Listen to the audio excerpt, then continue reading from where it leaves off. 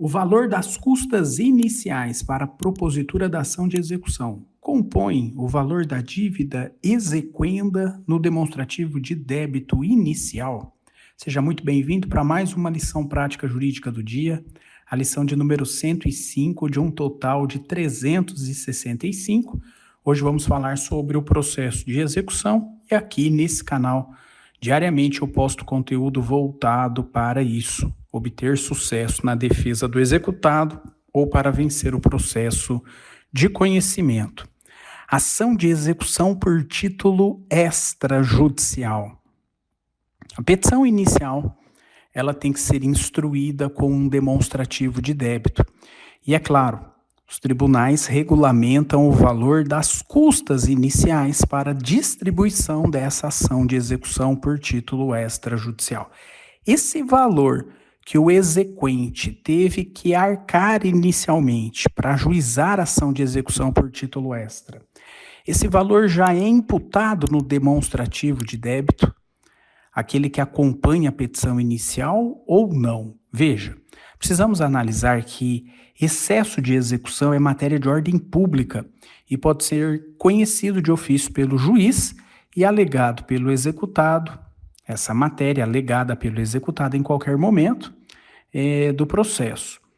E toda vez que o executado for alegar em juízo essa matéria de defesa, excesso de execução, o executado, claro, tem que apresentar um demonstrativo do excesso de execução alegado nessa defesa. Muito bem. Um ponto aqui que temos que analisar também é se é possível ou não a inclusão do valor das custas processuais para a distribuição da ação de execução na planilha do crédito exequendo. E o que tem prevalecido aqui é que não é possível incluir o valor das custas iniciais já no demonstrativo de débito inicial da dívida exequenda. E por que isso, né?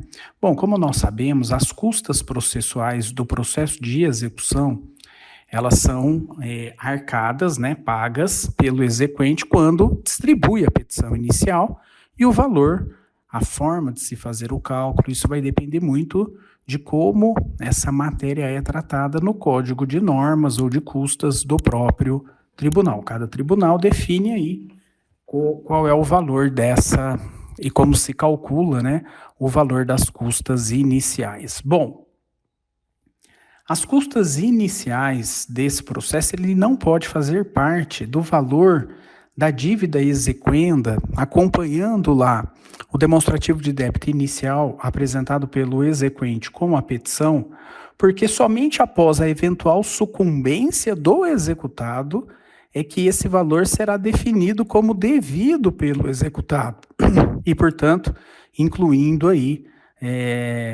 nas verbas de sucumbência.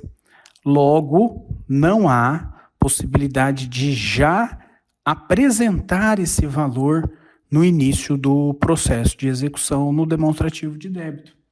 Até porque é muito comum e possível que no curso da ação de execução seja acolhida uma defesa do executado que vai levar à extinção da execução. E nesse caso concreto, o vencedor da ação será o próprio executado e o exequente, por consequência, será o sucumbente.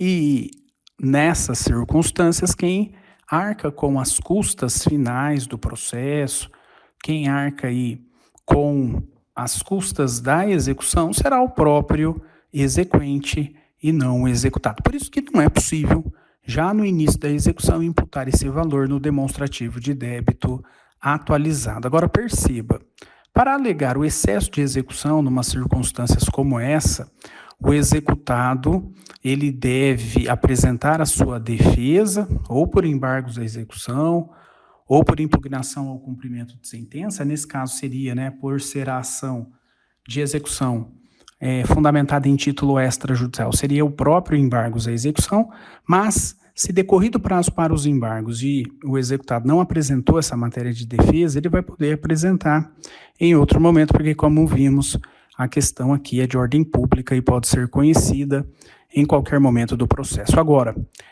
Nessas circunstâncias, né, quando o próprio executado alega o excesso de execução, caberá ao executado apresentar um demonstrativo onde fica comprovado e fica imputado esse excesso, né? Tem que ter um demonstrativo de débito aí, nesse sentido, apresentado pelo próprio executado. Isso está, inclusive, quando for um cumprimento de sentença no 525, parágrafo 4º do CPC. Ok? Então é isso. Em regra, não entra no valor, vai depender aí de como esse processo de execução vai se desenvolver e quem será o vencedor e o sucumbente na ação de execução, para que só depois esse valor pode ser imputado aqui como uma verba de sucumbência. Maravilha? Então é isso. Essa foi a nossa lição prática jurídica do dia. Até amanhã com mais uma versão, mais um capítulo prático para você obter sucesso na defesa do executado e também para vencer o processo de conhecimento.